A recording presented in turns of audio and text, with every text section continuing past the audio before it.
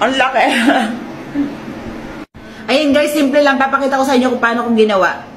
So, ayan nga guys, itinost ko lang yung bread with butter. Siyempre, nilagyan ko yun ng mayonnaise. Ayan guys, nilagyan ko yun natin ng salad.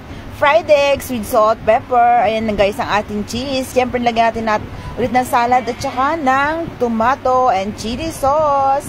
Ayan guys, lagyan lang natin ulit ng salad. Tsaka ayan, cucumber. Siyempre, ayan, chili sauce na naman. Ayan ang bread na may mayonnaise. Ayan guys, simpleng-simple. Pero masarap siya. Ayan guys.